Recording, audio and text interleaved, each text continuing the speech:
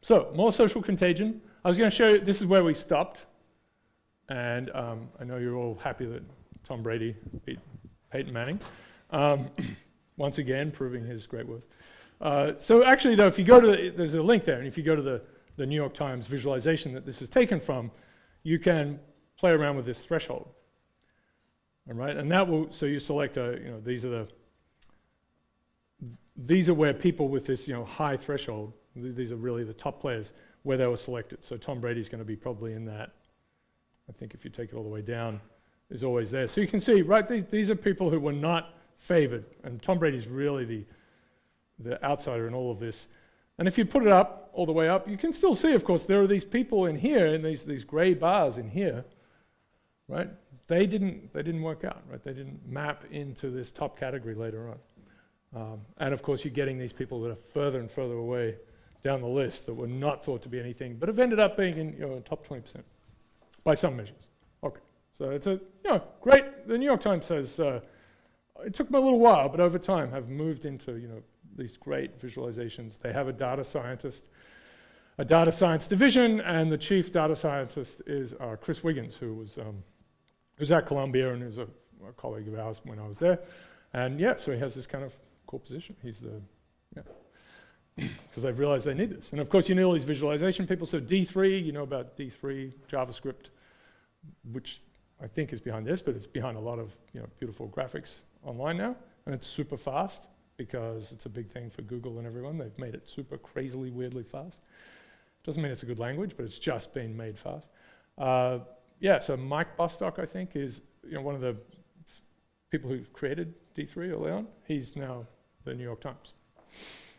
Right, so data. All right, there's that. I was going to show you some other just random fun things. This is just random. So we've talked about that resurgence story.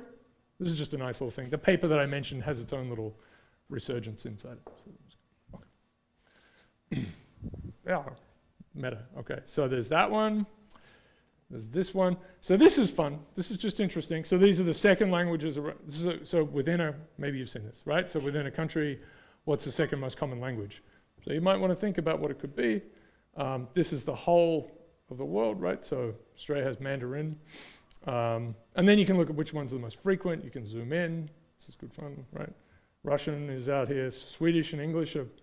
Swedish is in there with the Finns. What else is good? Right, Canada, which is a very big country, which, they all sort of live here huddled on the border, but it's a big country.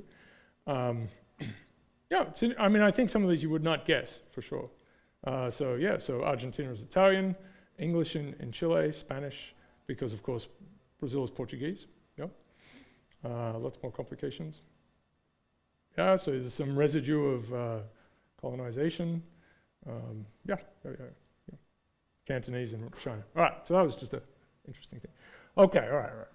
Stop talking. Language is super, super interesting. Okay. So, the excitement. Is this working? Let me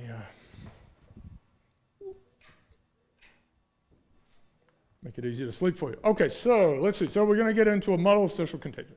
A simple model, right? It's from the 70s, but it has lasted. It's a great toy model. What we'll see is a so-called mean field model, right? So there's a physics term, mean field, where you just assume that every particle or individual in the system is feeling what the average of everyone else is doing. They do have neighbors, but you just kind of throw that away, and you pretend as if they're all kind of randomly mixing. So sometimes that works, and it's one of these weird things that often for models in the 4th, 5th, high-dimensional versions of it, that's totally fine because there's so much effective mixing. All right, so we'll do that, and you can think of that as a kind of a media version, right? So that everyone is seeing this average signal. So you are reacting to polls, for example, what you perceive to be everyone else is doing. Little dead thing. Is it dead? Is that dead? Oh, okay. All right. And then we'll look at it on networks. And so what we'll see is, we get good stuff out of the mean field version, which is very simple. And then we get to put on our network. So now you have fixed neighbors, and we get another very different kind of an incredibly interesting story. And then we'll play around with that a little bit. We'll kind of add groups and other structures. So there's a limit. We've talked about this, toy models, great things. You get some good ideas out of them. You can build a little bit out from them, but you'll never model the real world, right? So they're good for getting some intuition about the real phenomena, and often actually kind of getting the wrong stories out of your heads. You know, the ones that you immediately think and immediately provide narratives for. Okay. They're not transparent things. Okay, and it's going to be about thresholds, right? So just this very simple idea, very different to, I mean, it could happen with diseases, but the basic idea is that you see a number of people doing something, whatever it is, skateboarding, drinking coffee, whatever it is, you know, any of these things around you, and then you have some threshold with respect to that activity, and then you start to behave like those people.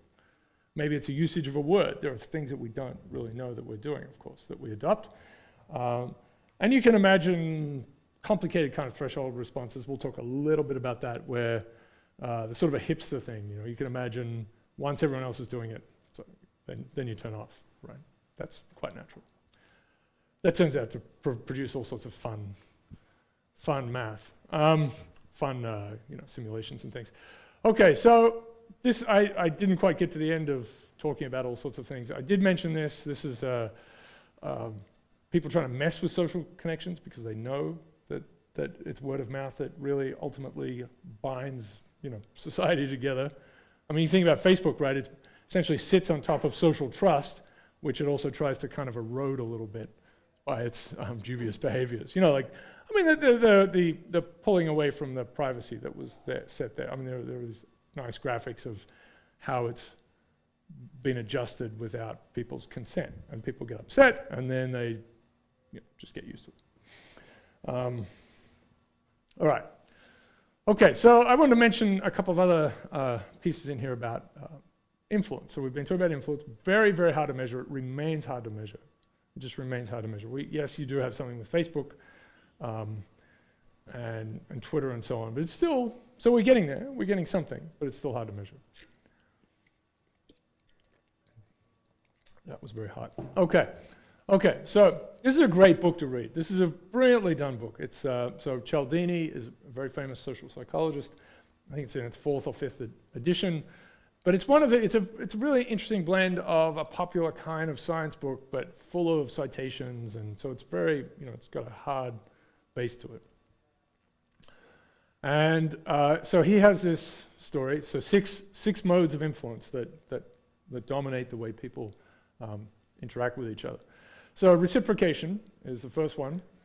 So just by simply giving something to someone, you trigger in their head, and this is this is appealing to very kind of primal mechanisms in us that we don't really have a lot of control over. Right? So someone gives you something for free that elicits a response to, and someone's nice to you, you feel like you want to be nice back to them. It might be, it's not really that makes it sound like, let's get it. That makes it sound like it could be. It could be. Influence. Under self-improvement, which is kind of, why is it under Apple? What? Oh my God. Yeah, psychology, the psychology of persuasion. Yeah. So it's a little away from, how to win friends and influence people. Okay. It's great. It's terrific. Yeah. Okay. So, all right. So you remember these. So reciprocation. And so free samples, right? You're just putting free samples out. People feel like, you've done something for them. You should respond. One of the examples that he has in there, which is, used to be a much bigger phenomenon, Hare Krishnas, right? So we're sort of prevalent throughout the Western world, giving out things. The Bhagavad Gita, like a flower. So in an airport, someone would just simply give you a flower. And he has stories in there of how people respond to that. So they sort of they take it, and then they're kind of hooked a little bit, right? They're in trouble. And they get upset, they give some money, and then they throw the flower in the rubbish bin and walk off kind of all discombobulated. And then They pick the flower out and give it to someone else, right? So it's just an interesting thing that would unfold. Anyway, but this is just, you do something, so economists will probably hate this. You do something nice to someone, and that just triggers a sort of a mode of trying to respond. Like you feel like you want to, you owe them a little bit. And some people are very good at playing on this, which is a problem. So all of these things help humans be humans and work together collectively, but we can be messed with, and that's the ultimate problem. Okay, commitment. So hazing is a good example. We're pretty consistency. We like to keep doing the same thing over and over, humans generally, right? That once they get into a particular mode, they're harder to deviate from. So hazing and rituals and all sorts of things that bring you into Freemasonry, whatever it is, that all this time you spend kind of getting in on the team makes you more likely to stay there. So it's a strong kind of a very powerful social influence. So we understand, and we, hobgoblins. We manifest it in different ways, and we fight against it and so on, but hazing is sort of a terrible example. Social proof, the fact that other people are doing it, and this is the one we'll kind of make a model of, the fact that everyone else is doing it means it's good, right? And we'll talk about this some more, but it's not an unreasonable thing to do. I mean, if everyone is wearing Ugg boots, they must be good. They must be in some sense good for individuals. We don't really usually think too much that it's just because everyone's copying everyone else, which sometimes it can be, right? I mean, 1 billion people can be wrong, or, they certainly can disagree with another 1 billion people and about fundamental things. And so these are older examples before you were born, but I actually was, Jonestown I remember when I was a kid, so that was, you know the story, right? Yeah, I mean, it's a famous, terrible story. Yeah, all right, so 78 actually, so I was 1, no, I'm kidding. No, I wasn't born there. It's, how many people, hundreds of people died. It's a cult, and there was a congressman who was murdered, came down on a plane. I mean, really a bad thing. And people voluntarily committed suicide, Kool-Aid, and went to their deaths and drank this poisonous thing. So some people ran away into the jungle, right? So some people did escape from this, but this is considered one of the sort of an extreme example of this, where everyone else is doing something, this is the right thing to do. Kitty Genovese, another terrible story, a woman who was murdered in Queens, I think it was. So this is now contested as to what actually happened, but it's the idea of this this kind of bystander. Really? Did something just die? A bystander problem, which is that if everyone else is sitting around and watching something happen and no one else does anything, then your threshold essentially is, it's hard for you to activate in that circumstance because there's a computation that people make. It's this social proof that it must be kind of okay, or there's something else going on, right? And this is where this woman was, murdered apparently in plain sight with people watching who didn't do anything. Now it's contested. It's contested now. It was used as an example pretty much immediately to talk about how cities were, these terrible places where humans in cities were, or city dwellers had no empathy. They were just, inherently bad humans. Or the city had made them so, so various versions of this. Either they chose to live in the city and they're evil for doing that and they're not like good country folk, I can say these things because I come from the various places. But so it's contested as to what happened. So I mean, one of the upshots, and I think this is in this book, is if you're in an accident and there are a whole bunch of people around, and they can get frozen. People can get frozen. I mean, if you need someone to do something, you point to one person, like look them in the eye and say, call 911, like to that one. If you just sort of yell it out, everyone's like, okay. So, social proof, very powerful, leading to terrible things. Liking, this is just someone, it's a bit like reciprocation, but it's just it's a variation on that. So you express the fact that you like someone, right? So that can elicit a decent response. Examples of these kind of experiments that social psychologists do, where you put hats on people or badges or something, and then they separate into the different groups for no apparent reason other than, right, they have no other information about the people around them. You're like, thank you, humans. Okay. So it's 4. Authority, so we've talked about this one, Milgram's obedience to authority, so let's be a dictator. That works. I mean, it's of course under some threat or fear and so on. People can break out of all of these things, but they can be quite hard. And scarcity. So this is a bit of a funny one. So the idea that there's not as much around, like you want something, you can be influenced to buy something. This is done all the time. Like this is, only the top humans in the world will have this thing kind of. You see this in ads all the time. The way it's kind of portrayed, right? So it's something very special. So one of the examples, as I recall, was someone was having trouble selling this stuff in a case. They were a jeweler. They're having trouble selling all these things in one particular case, and then they doubled the price. They simply said they just doubled the price on everything, and I think wrote that on it. So instead of having a sale, they went the other way, and then everything sold. It was this idea that this was somehow that signal of price was telling people that there was something rarer about them. All right. Prohibition as well. Okay, so these are all heuristics that people have somewhat naturally. You can, they're tested and explored in various ways. Obviously, we still have a long way to go in psychology. We still have these things where, it happens in all fields. You know about the Dutch guy, professor?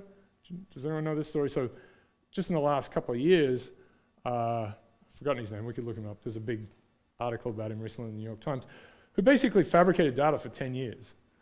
It's an extraordinary story. He's a psychologist and was Father of the Year in the Netherlands, had all this sort of general popular press associated with him. But the beginning of it is that he, there was some data set that a student had given him and nothing was kind of working with it, and he just was at home at the kitchen table and said, I guess I could just change these numbers. And did it, gave it back, and then just proceeded to just do that for years and years and years. So complete disaster, he's kicked out of the whole thing. But the trouble is that the story, the publications were all somewhat believable, right? So that's the problem, because we're not talking about quarks, which we have no understanding of, and we don't. We, at our great peril, impute, humanness to quarks and things, or bridges. But we're pretty bad. We'll anthropomorphize anything, given half a chance. So that's why they keep. So there's a big problem with reproducibility, and there's I've forgotten the name of this character, but a guy at Harvard who just produced a blog post of some sort saying reproducibility is not important. Like that's not a feature of social psychology. We shouldn't even be thinking about that because there are all these little details, like how the experiment was carried out. There's an aversion to the idea that there could be anything robust or universal about human. I don't know why they're even doing this. It's just nuts. So this guy would own all of the data sets and the students couldn't see them. And eventually what happened was the graduate students said, this is not good. And so all of his stuff has been annulled, taken away, it's all retracted. And that's been bad for some people who lost half of their papers. Just your CV just went, which is terrible. I don't know, they should be studying like deception. They do that, right? They know all about it, so maybe they know too much. All right. So all I'm saying is that psychology is a very interesting state. We've got the neuroimaging thing, so we're moving into that. It's beyond phrenology, right? It's kind of an internal phrenology, but it's sort of getting closer to the truth. Phrenology, right? The bumps on the head, right? Yeah. Bumps on the head thing. And palmistry is the same thing. If you have a funny thumb, you're a murderer. That's it. That's it. You're on the boat to Australia. Gone. You got a funny bumps, you are going to be a judge. Well done. And you can see what we're trying to do. We have all sorts of omancies. Actually, the list of omancies that humans have created over the years. So predictions of the future based on everything you could imagine. You put a sort of a block in the sky, and then which way the birds fly will give you a story, predictions. Of course, hands. I mean, it would be great. It would be really very helpful if it was just there from, because you get, you've got these lines when you're born, so it's like that way, It would be simplifying, right? And the bumps on the head, that's good too. Getting close to the brain, so maybe, sort of plausible. It sold. I mean, totally sold. We think it's spectacularly silly. But we are now in this kind of funny bit where we're actually at the brain level and we say, oh, you have no amygdala, you are a psychopath, so it's, and maybe some of this will really hold up. I don't know, but yeah, anyway, all right, internal phrenology, good. Okay, so, right, we have these things that we seem to have convinced ourselves, this book's been around for a while, that are pretty robust. Humans do these to some extent. And of course, if you're an advertiser or you're an evil manipulator of large populations, you can work on these things, right? But they degrade, and the more that happens to you, the more degraded, the more they get degraded, right? Because you can't then trust those instincts. You don't. I mean, for instance, the phone thing went to hell at some point, right? So you'd start, the telemarketers would call, and eventually we had to sort of stop that because it was just a disaster, right? They know, of course, you're probably having dinner, so you get 15 calls in an hour, and it's like about everything. And that was, put a stop to it because it was just, you couldn't pick up the phone anymore. Your ability to trust that there would be a human who was actually interested in you, or you knew, went away. All right.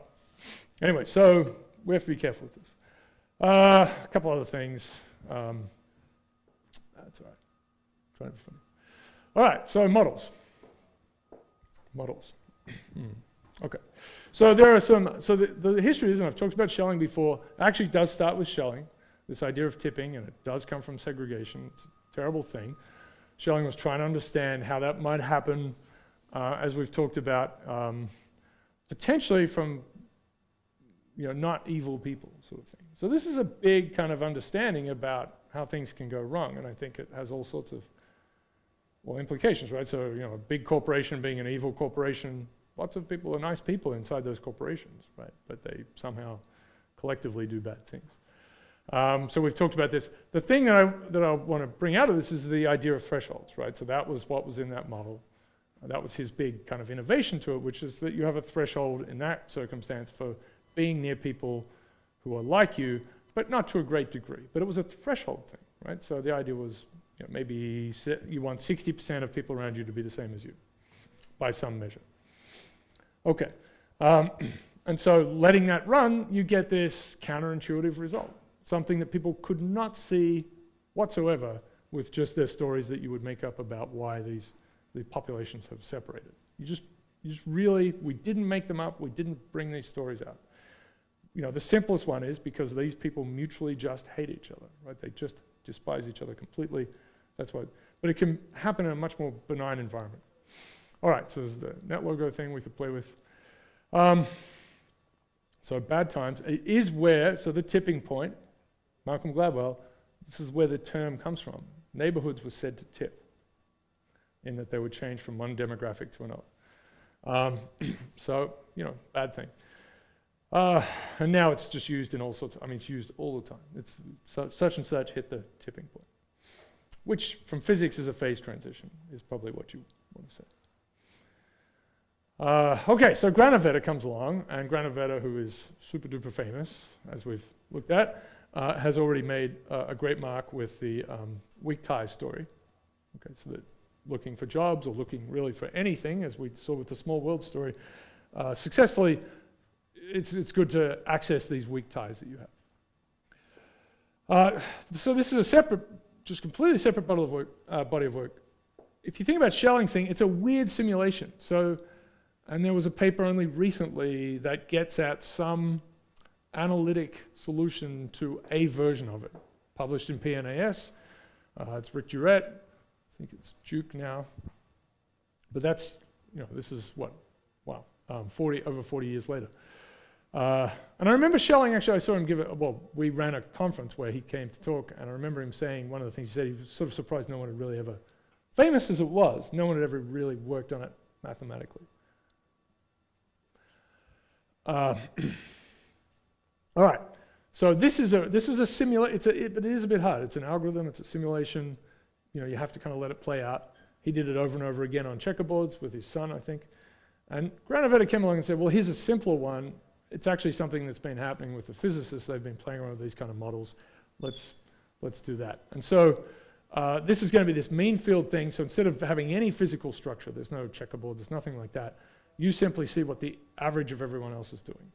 And this is going to be about adoption of one behavior, which you could think of as anything. Wearing Crocs or Ugg boots, like just something simple yet upsetting. Something simple like that. Or, striking, rioting, like going to war, something like that, or approving of something quite serious societally. So there's that, that's where we're going to go. And if you look at the history of this, there's another important piece here. This is social learning theory, comes out of economics. It's a different tact. Here they're still trying to preserve the idea that everyone is perfectly rational. It's just that they might not have all the information about the world around them. So it's a bounded rationality thing. So they have to do something probabilistic. All right. So the upshot, and I'll just say this quickly, the upshot of this work was to show that you could get everyone following everyone, and then with a little bit of information, they could all follow in a different way. And it's just upsetting for economists because people should make the right choice all the time. This is something where people just sequentially make, so first one makes a choice, next one makes a choice, next one makes a choice, and you're choosing between A and B.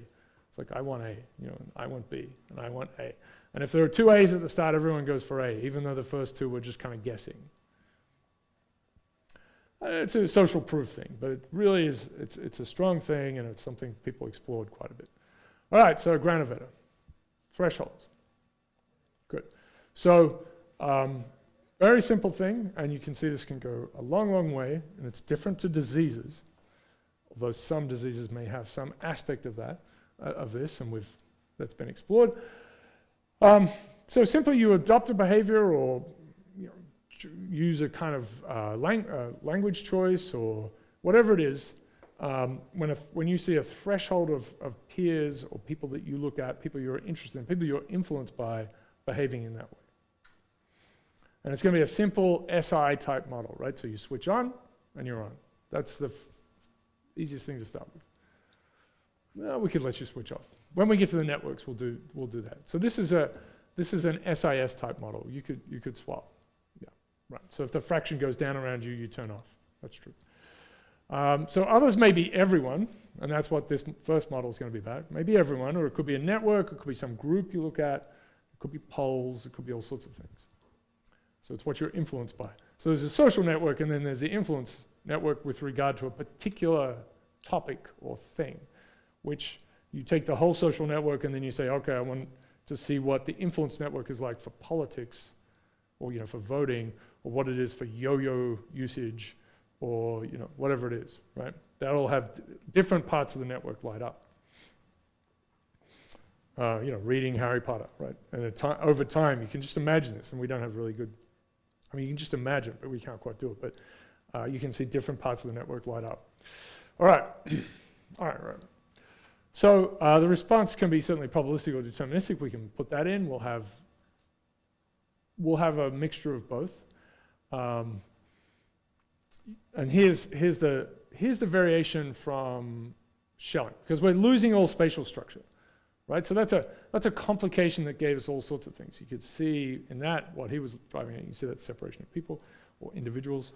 But they all had the same underlying threshold, because you might as well just do that. Right? So we'll see that for the mean field thing where you're looking at everyone, having individual thresholds vary is sort of a key ingredient to getting something interesting out. Turns out when you go to a network version, you go back to the Schelling type thing, because just having one threshold for everyone is enough to make interesting results. You can certainly then expand it, but that's enough to start to get some funny things to come out and for you to have to contend with. Okay, couple of things. So one is it doesn't matter what the history is like in these simple models. You don't care that this person's been flip-flopping like crazy. They're now on the red team or the blue team, whatever it is. They like bananas or whatever, pawpaws. Whatever the thing is that they're choosing. They're wearing Ugg boots, so they take them off. So that order doesn't matter. It's just what they're doing right now. So there's no memory, no deeper memory. And also, for these simple things, every person counts once, right? So Oprah gets a 1. You get a 1 if she's wearing Ugg boots. Then you get 1 bean for that. Your friend is wearing Ugg boots. The random person you saw walk past on the street, 1 bean for everyone. All right. So that's something you can obviously play around with. But again, this is a toy model. You get enough out of it. Unrealistic. You get enough out of it to go on. So we've talked about social proof. Here's just a couple of, to kind of expand this a little bit. So you can talk about why, and this will be case by case variation. So why would we have these thresholds? So this is a good question. Can we actually get these out of experimentally with regard to something, whatever that's spreading? And there has been some work done on that for, you need lots of data. Hashtags, actually, people have different kind of responses to whether it's about sports or politics or music and so on. They respond in different kind of ways. You can sort of see what their response functions are like. So, you can just say, well, we're social organisms. That could be part of it. We just want to be on the team. There's a safety aspect. Everyone else is doing this. It's like, okay, sure, fine. Whether you even know it or not. So that's just a built-in desire. Which we're good. I think the great thing about humans is that's there, and then we have an extra piece in our head which says, I'm not copying anyone, right? Which is like the XKCD thing. So that makes us super powerful, right? That makes us super powerful, because then we're like, yes, I am doing my own individual thing, whereas you're part of this collective whole. All right. And so here's a very reasonable, kind of much more analytic one, which is you simply don't, and it's true, you don't know everything about the world. You haven't measured everything. You haven't sensed everything. Maybe you haven't been to a country, but you believe it exists. There's all sorts of things you know about that you haven't actually gone and, walking on the moon. No, so the soundstage thing could be true, right? But okay. And that's why we end up with conspiracy theories for an interesting thing, is that they're tangled with the truth, usually. The best ones are. They're very nicely braided with the truth. And I think that, and I know I've said this, I'm sure I've said this, there is a truth which is this sort of thin, thread of events, but there are all these braids that are adjacent, and there's sort of a billion of them, it's sort of, you think mathematically, you sort of just go away from it. They're just an unbelievable number. So you can kind of find all sorts of fun stories adjacent to the real story. And if they're a little better, the chances of them being better are pretty high, because you've got a billion adjacent stories to choose from, or fitting your, view of the world. That there's an evil cabal, for example. I really think that's true. Okay, all right, not the cabal bit, but okay.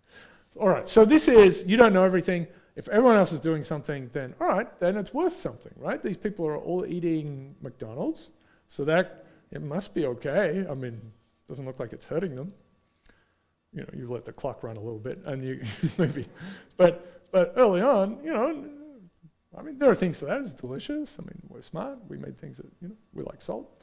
There are things that we intrinsic. So vanilla essence, right? People generally do like that. Put a human and give them some. They generally like the salt. They generally like. There are some things, because we're things and we have senses and so on, that we generally like, right? We like air, for example. So it's not completely socially constructed, right? Which some people might get a little carried away with. But given that we don't know everything, we have to make some guesses.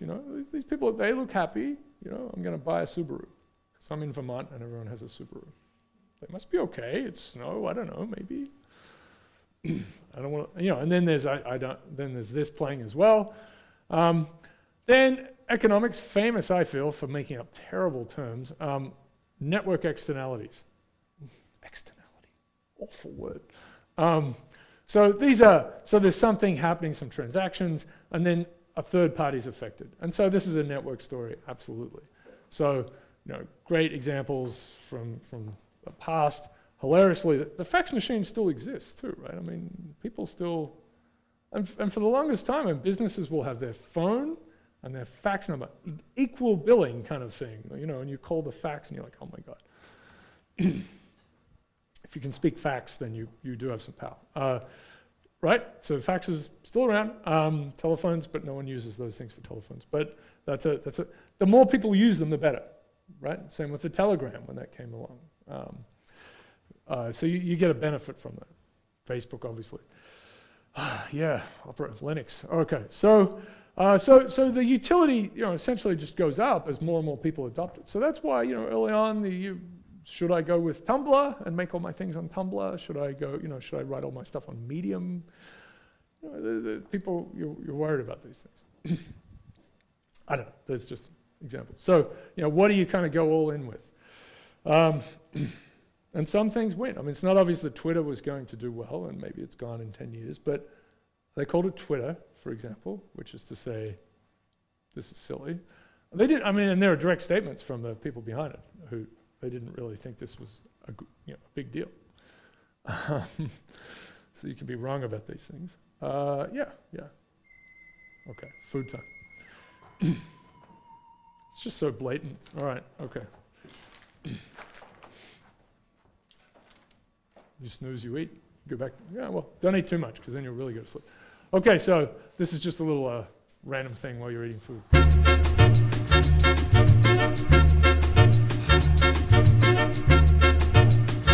People like to share such things. I'm going to share this. Yeah. I flex fresh styles that mesh like textile. Up rock, you don't stop. Get up to get down. Sit down, listen. Start the transmission. You'll get caught slipping. You know it sounds terrific. Sisters, brothers, in-laws, and cousins. Stop all the fussing and start soul strutting. Push the button. We up in the function. So real SPs, no need for introduction. You know the steez, I spit and flow with ease. So we gonna make waves from here to overseas. It's the boom back connection. True school perfection. To have all the true hip-hop fans reflecting on why they got into this music in the first place. Radio is sour in your mouth, it leaves the worst taste. First base, triple threat, home run in the zone with the microphone. Shogun, yo, Jay and solo steps of the party. The Met Brothers who would never stay in MC. So real, you can feel they making history instantly. You're in the place to be, and if it's something to step up, then he's bound to get served when the three combine. Fresh as a word, and yo, haven't you heard? It's a real in the peas, and they got what you need in the place to be. Come on, while we in the lab, composing it great. Jay's on the board, solos in the crate.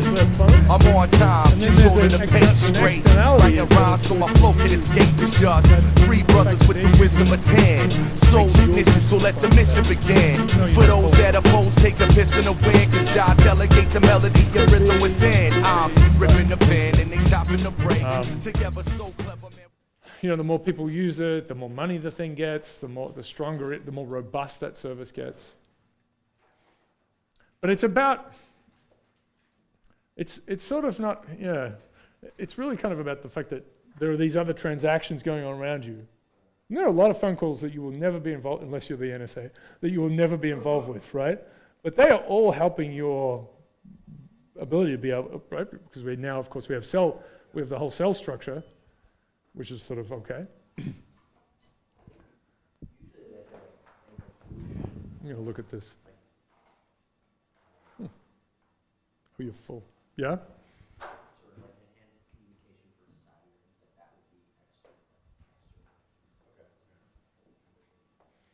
Yeah, it doesn't feel like you're doing it. You're just talking to your friend on the end of a can, you know, doing the whole can thing.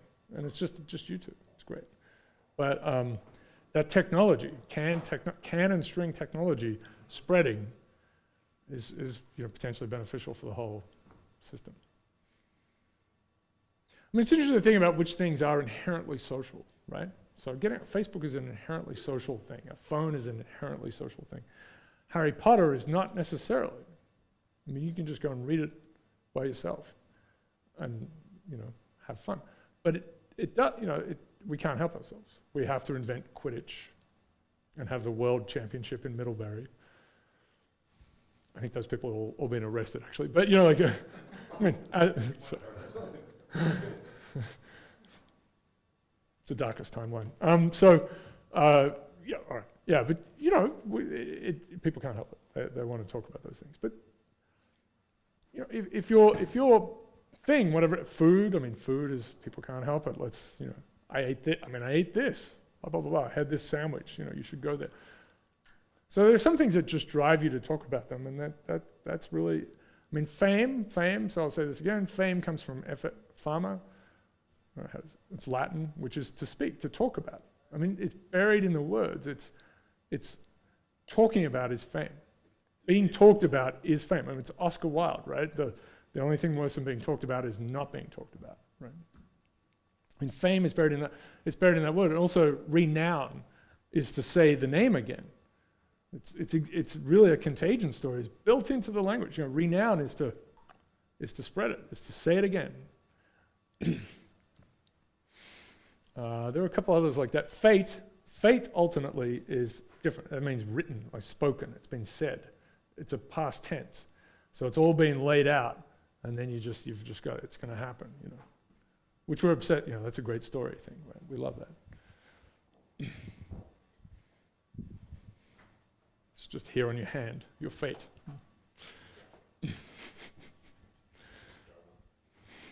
Yeah. Yeah. I mean, it's a very graspable story, I mean, we have different versions of it. Some people completely disagree. I'm not going to get zapped by lightning for saying that. Yeah, right. So, yeah. Sorry, just random. That scares the hell out of me. Okay, so what are we going to do? So we're going to have threshold. So now you're going to go and skate down. There's a pretty good skating environment here, obviously. Yeah, some of our students in the story lab partake of this madness. Basically, yeah, they have snowboarding all year. All right. So, okay, so this is the kind of thing that an individual might have. So they see so we'll generally use this phi for the fraction of people around you. And so this is the fraction that are on, and this is a very severe one. So when 3/5 of the people around you, or that you see through the media, whatever it is, are doing something, you will switch and join the club. Otherwise, absolutely not. If it drops below that, you drop again. So you're always polling, you're always checking to make sure which is a fair thing for social proof, like, are we, right. And this is a probabilistic one. So this might be better in a case where you have, well, it's okay. But, there's some stickiness that once you switch on, you stay there for a little while, or it could be SI. An example from like an anecdotal one, right, is Robi Muhammad, who was one of the authors on one of the Small World experiment people, also in the epidemiology one, the R0 stuff. So he's from Indonesia, and so there were uprisings against the government in the 1990s, and so the people were recruiting on campus, because students often do this, right? So people were recruiting, and he says this list of names, and they said, put your do you want to come to this march tomorrow? And it's like, okay, this is all these names, right? They've all agreed to come. So he gets there, and there's like 10 other people. Because either they chicken out, which is reasonable, or the names were not, they were making it up, which is what we do in a lot of other circumstances. Payola, for example, you get the music played on the radio or whatever you humans listen to now. It gets out there right in front, so you start thinking, oh, everyone loves Lady Gaga. Can't be that bad. Why do I think it's terrible? All right, I'll listen to it. So. So he goes, and of course there are people with guns, and it's actually a completely terrifying event, but that did build into something. But there was definitely a little bit of the organizers kind of making it seem like it was a bigger thing than it was, so that people's thresholds, if we could really have them, were exceeded. Same thing happened with the fall of Eastern Europe, right? So there was a small march one day, a bit of a bigger march the next day, bigger march the next day. So it had a sort of a clock-like feel to it, which is okay, And really what happens in those situations is if the state, for whatever reason, does not have the power or the will to put these things down. So the Arab Spring, Egypt is not a sorted out place, but that, succeeded to some extent, whereas places like Bahrain and others, they're immediately put down. There's an extra layer there, I think, and now I'm just making this up, but I think there's a deeper extra, it's all made up. There's a deeper extra layer though, and I think this is true, but it's a hard thing to show. But here's the thing, that Egypt and Tunisia, especially Egypt, they've been playing that for years and years and years. I mean, there were soccer teams involved, the supporters for teams were involved as groups to, throw bricks and do things in parts of the riots. I mean, they'd been organizing it, they'd been to Europe to talk to people who'd done this sort of thing in former Yugoslavia, I think. So there'd been this kind of building of an ability to do it, right? So if you see it externally, from another country's perspective, you say, okay, we're going to have an uprising. Look at them, they did it. But you don't have the mechanics built underneath you. It's not going to, it may work out, but now you're copying. It's kind of like wearing your favorite sports person's clothes or wearing the fashion of someone else because you want to be like them, but you're not on the inside, which is really sad. Your jump shot is just not a thing of, it's not really Michael Jordan. All right, okay. All right, so let's say we have these response functions. And so fraction of people that are on, whatever it is, rioting, and there are just these two states, susceptible and infected. Okay, so this is P for probability of adoption. And so you imagine there's a whole, so this is not going to be anything we've done here. There's been a little bit, I think you asked about it, which is what about all these things you could adopt at the same time? You've got all these different choices in front of you. This is really going to be about, okay, you're doing all this other stuff, but here we're just going to isolate, you have this choice between not wearing Uggs and wearing Uggs. All this other stuff is in the background. And they're all sort of can be lined up next to each other. But of course it's true that choosing Uggs blocks out other things, like having friends. No, it's not true. Actually means you have more friends. Sorry. It's just hard for me to accept. So it makes you more of a champion. So, which is why you do it. So, and they're warm, they're very snug, nice. Yeah. Twofold benefit: friends plus warmth. Very good. All right. Yeah. So, yeah. Does the stochastic model kind of capture preference? Yeah. I think when you think about like Facebook, two people might, the first person might, one friend has Facebook. Oh. Like, that's awesome. I'm going to get Actually. and so it's their threshold of approval, whereas someone else. Okay. And it's not until 90% of their friends are on it that they're like, okay, fine, I'll do it. Okay. So there's something we talked about years and years ago. This is a different thing. But look, I have to talk about this quickly. So Johan Uganda, who's going to Stanford now, I think, for a professorship position, was at Cornell for many years, and did this work with the Facebook adoption story. So it's not about whether you use it, it's about whether you sign up in the first place. So they know a lot of things about you already through, other people upload they just go, sure, have all of my email addresses, all my friends. You go dump, you get a bucket and you go, and then they try and get all of them. You have another bucket from Hotmail. Hilarious. And so they know who's who's kind of on your team, right? And and of course they have tons and tons of data. So the nice thing they got out of this was something we'd sort of talked about, but in other formats, which was given that, so your adoption here is just about you're seeing everyone, right? So you're saying, your classmates, people randomly walking down the street, you're sort of you're combining them all as one thing. But there's a stronger effect potentially where you see people of very different groups and backgrounds doing something, and it gives it much more weight. This can be used again in a sort of dubious way where people try to trick you and say that actually it's coming from an independent source here, and here. It's sort of used all the time. Scientists say this, but a person on the street says this. Of course, they're all paid actors or whatever it is. But if you genuinely get that experience that this different group and this different group and this different group all start to talk about something, then maybe there's really there's more to it. And so they found that actually. So if you've got a really homogeneous group of people that are trying to draw you into Facebook or you're connected to, your chance of engaging or becoming, joining up was lower. And the more diverse these groups were around you, even if you had 1 billion, it's all your, whatever it is, I'm not even going to say, but some group, whatever it is, Boy Scouts, all your Boy Scout friends. it was much stronger if you have different, oh, not much stronger. It's definitely stronger if you have these different groups. So that's actually been, that was really one of the nicer pieces of work that's been done here. Again, hard, it's hard, it's sort of a hard area to work in well.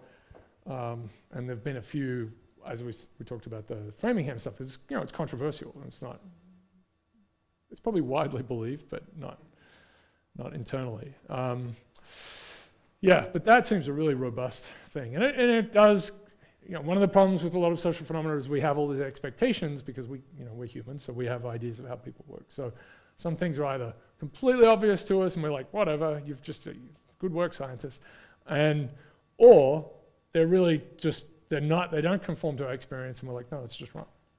So it's either completely wrong or absolutely transparent and trivial, so it's a bit of a funny place to be in. But if you talk about, quarks, it's all good. No one understands it. All right.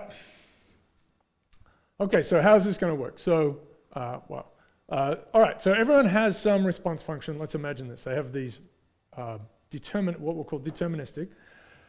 And here's just one example. Everyone has a deterministic off-on switch like this. And we have some distribution of these thresholds in the population. And so here's an example. It's a population where, so if you have a threshold of 1, it means you never join the club. It's like, nope, this is no good. And you can imagine mathematical kind of contrivances where you put people out here and they have a threshold that will never be reached, right, above 1. And then you can have people have thresholds below 0, and so they're just, yay, like they just start for free. They start for free. Even if the whole thing bottomed out and you paid everyone else to stop doing this thing, take all the Uggs, like we'll take them away. You'd come out the next day and they'd have Uggs on again. That's what they do, right? So you can imagine this going out here. But this is a case where there aren't any of these, depending on what we're doing, say gullible characters, right? If it's a kind of contagion that's like that, or highly susceptible ones. And there are no kind of grumpy, resistant, recalcitrant characters up here. There are very few. So everyone's kind of in the middle in this case. All right.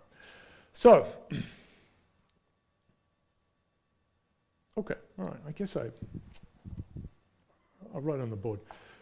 So let's imagine we have, so it's an F.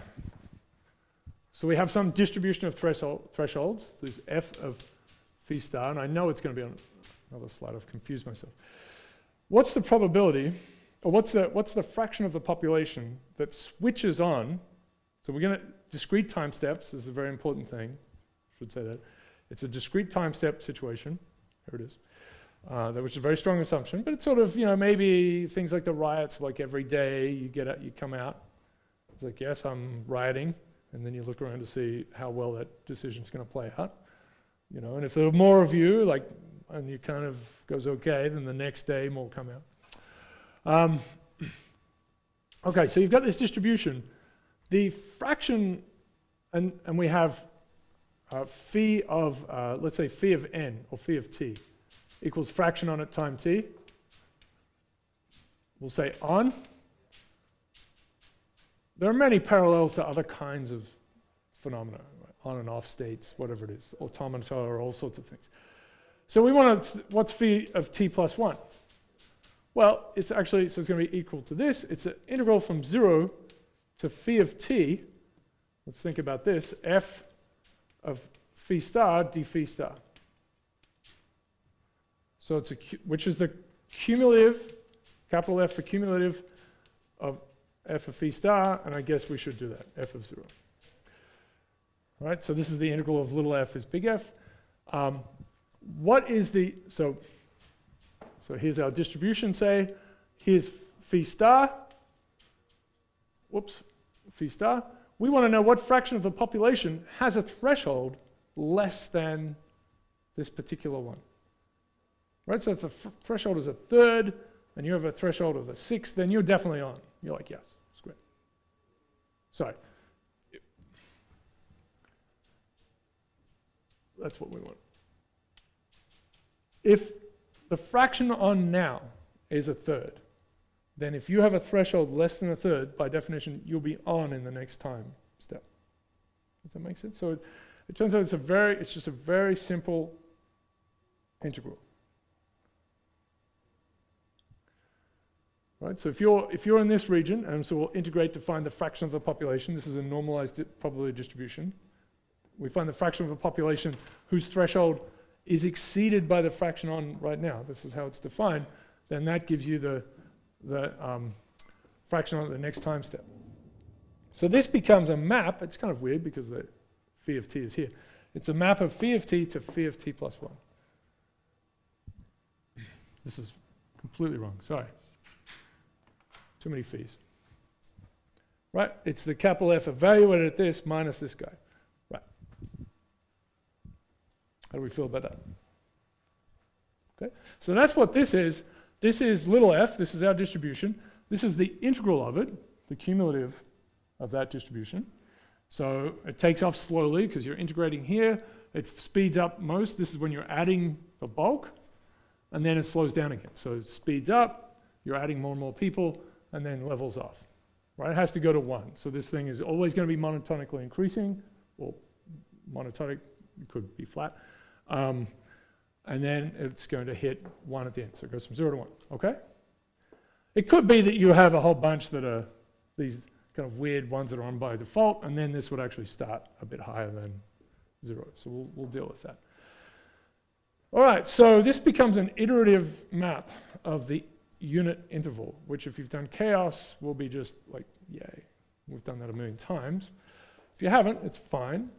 But we're going to take, so here's phi of t, here's phi of t plus 1. So you put phi of t in here, you map it to phi of t plus 1, and then you bring phi of t plus 1 back here, you get phi of t plus 2. So you just crank it through this little factory. And a very nice thing about these maps of the interval is that you can do this kind of thing. So, okay. So you can say, oh, there's 0.5 turns out, because of the symmetry, to be a fixed point. So there are 3 fixed points here. Let's point those out. If you start with 0 people on, the next time step, 0 people will be on. Right? No one's threshold is being exceeded. It's not going to work out. So it's toast. If everyone's on to start with, right? So if everyone's on to start with, that maps to 1. So 1 goes to 1. So it's another fixed point. Everyone sees that everyone else is on. They're like, okay, everyone's threshold is exceeded. If everyone's threshold is not exceeded, then you stay here. So these are 2 fixed points, quite reasonable. A half turns out to be another fixed point here, and it's what we'll call an unstable one.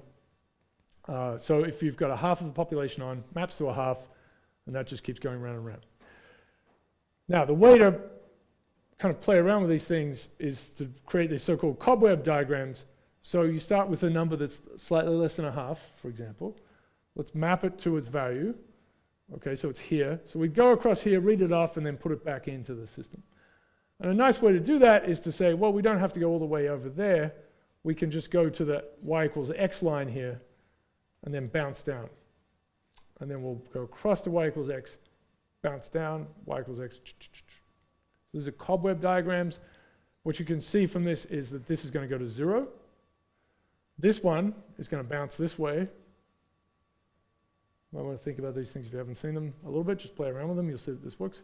And it will go to 1. So this is a critical mass. So we've made a little critical mass model. So, and it starts to make sense if you look at this. If you start with so the initial conditions matter. This is where you go out and pay a whole bunch of people to do something. For some other external exogenous reason to this social machinery, some fraction of people are on at the start. Free giveaways, whatever it is. If the fraction that's on to start with is less than a half, then people start to lose faith in the thing. The social proof is not there, and it evaporates. If it's greater than a half, it takes off. So you have to start with a good fraction on it. So it's exactly this critical mass. The cobweb, you've seen the cobweb diagram?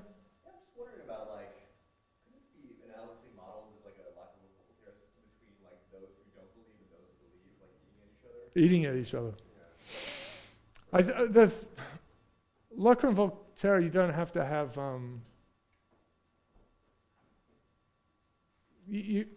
just trying to think about it. I think you don't have to have conservation of. Oh yeah, you're right. Right. I guess. And they don't have to add up to the same thing. Yeah, if it's on screen space or something like that. But yeah, you're right. There's no constraints there. Right. And what happens in those kind of models is that because they depend on each other, so if the fraction that are on goes to 0, the fraction that are off, they're in trouble as well. Oh, well, I mean, if it's the predator, then they'll start to evaporate. There's an asymmetry to them, of course, yeah. And this is really this is completely symmetric. I mean, you could think of, we're saying sort of on and off, but you could say off and on, you could say A and B or B and A. Right?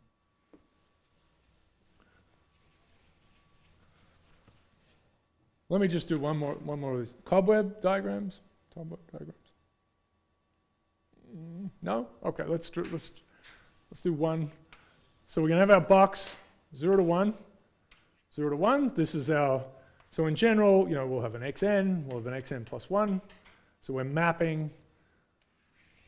And this example, we'll do something like it. This guy. So let's say this is x0. So we map to here, and we say, okay, good, that's going to be our x1. And then we measure this x1, we know what that is, and we come back here and put it in here. Okay, x1, and then we get to x2. That's x2. All right, and we come back and we put x2 in, and we go like this, and that will give us x3. So, okay, I need colored chalk. That's an x2. Is that fair enough? And what you realize is that, and I've drawn this badly, is that you can draw these lines and connect them up. That if x1, you want to put x1 back to there, one way to do that, instead of kind of coming around and saying, oh, x1 is here, is to go back to the y equals x line, or in this case, xn plus 1 equals xn, this line, go back to that line horizontally and then drop straight down. So instead of going here to here and then around to here and then plotting up, you can go just bounce like that.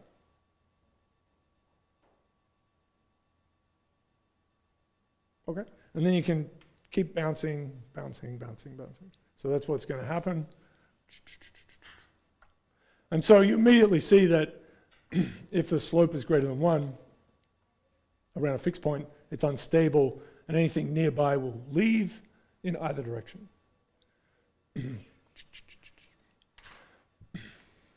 All right, so a couple of other examples. So this is another critical mass one. Now we've got a bunch of gullables. We've got sort of more of a lump here. But if you integrate this, it's almost a straight line. But it still has this behavior. There's a little cobweb. There's an initial condition down to here. There's the fixed point. That would be stable. I mean, no, sorry. It's a fixed point. It's unstable. And if you're a bit above it, you would end up with everyone adopting the behavior. Ugg boots for everyone. Okay. How do we feel about that? It's exciting. Okay, but this, so you get something, this is this. If you have a different distribution of thresholds, this is quite sort of the opposite thing. So now you have a whole bunch of, yes, I want this thing that you are giving me. I hate you. And there are a few in the middle that are a little, there are relatively few of them, but they're a little more ambiguous about things. The integral of this is exactly this, right? So this is the little f of t, this is capital F of t. And so this has a different behavior, and what's happening is that these guys are now unstable fixed points, and 0 and 1 are unstable, and the one in the middle is now a fixed point, a stable fixed point. So you start your little cobweb near 0. So again, 0 is fixed, 1 is fixed, but if you start a little distance away, you're going to go a different direction. You'll end up here. If you start above it, you'll descend and go to this middle one. So, so it's a single stable state. It also means that this is kind of a dangerous situation. It always takes off. Right? Unless you start with absolutely nothing. You just put your, just sneak some Ugg boots into the population, and some will fight it. You'll never get these ones. But, and even if you did give everyone a set of Ugg boots, except for maybe one person, one holdout, then it would decay. They'd see the one person who's not wearing these silly things. Yeah, right. But they're so comfortable. No? Yeah. Okay, cool. So, I mean, even just one thing would be to move to two things that are competing with each other, which is a more complicated map, right? We're happy with this because it's a little 1D thing. But you could have a 2D space where these things are competing. So now there are three things. There's A, B, and C. And maybe A is the default, which everyone has. And B is trying to invade, and C is trying to invade. And they have some, you have some more complicated threshold response function with respect to them. I mean, even that would be kind of an interesting thing, but I don't think I've seen that. But really, it has to be a whole spectrum of things that are competing.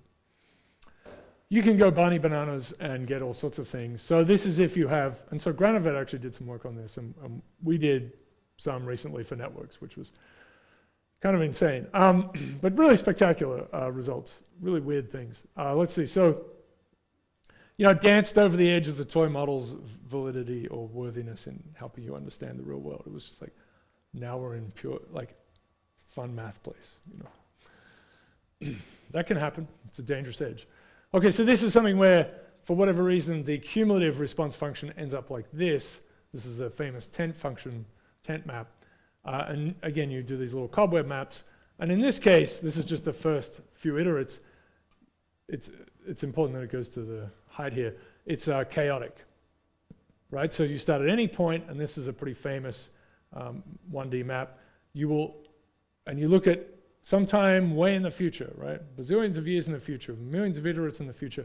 You look at what's the probability that this number is between 0 and 1, the future iterate. It turns out to be uniformly distributed. Yeah. If you pull this height down, you squish it down a little bit, then it becomes somewhat uneven in a very nice, beautiful way.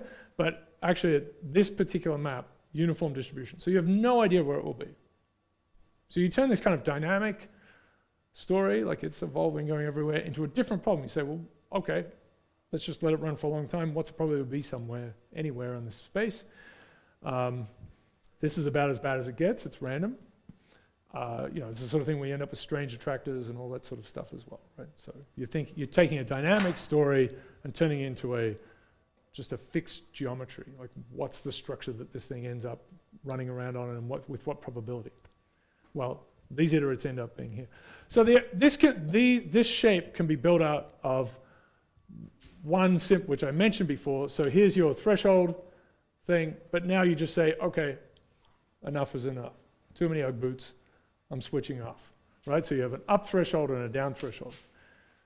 And if you can have a population of people with different kinds of shapes, explosion, and they average out to produce this map.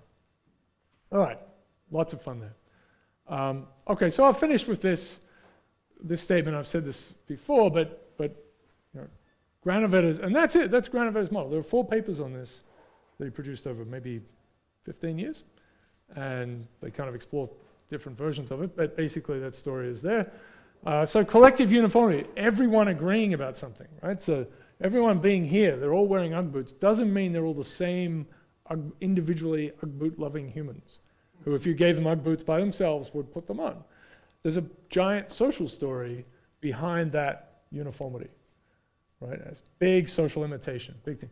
And if they all hate it, none of them are wearing it, again, it doesn't mean they all individually don't want to wear it. So that's, you know, this is a story that's very hard to get at until you make some models. It just wasn't in people's heads. We didn't have it.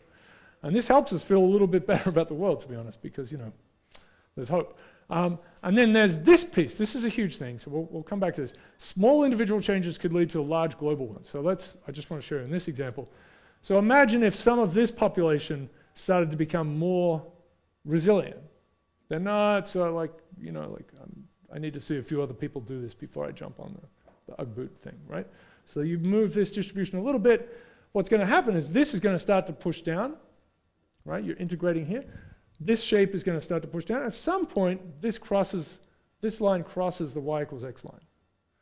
And you go from this, where nothing takes off locally, small things don't take off, to this case where small things do take off, right?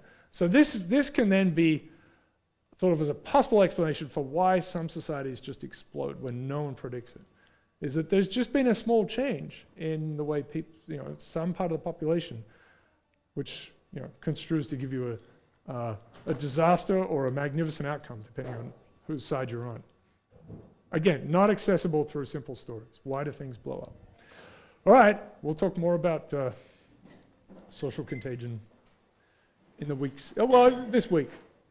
But we got to get to scaling. Scaling is fun. You said this homework came out that you want a summary of the project. Oh yeah. You want like You can hand in nothing with your name on it, and it's a blank sheet, but the idea is it's like the draft of the paper you will produce. so you literally told me I could do nothing or Or you can be done. It will help you because we'll have a sequence of these, and you can see, right? And we'll see if they get bigger. that's the return on investment, so to speak. We'll have them, yeah. So at the end, I need some rack. if there's 0 and then a thing, then that's the pressure's on. But it's for you, it's like, yeah. I have a thing in the box. And it could be just an abstract figure.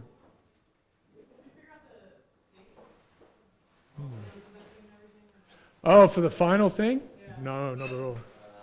Managed to get tickets, which was incredibly hard. It was a nightmare. And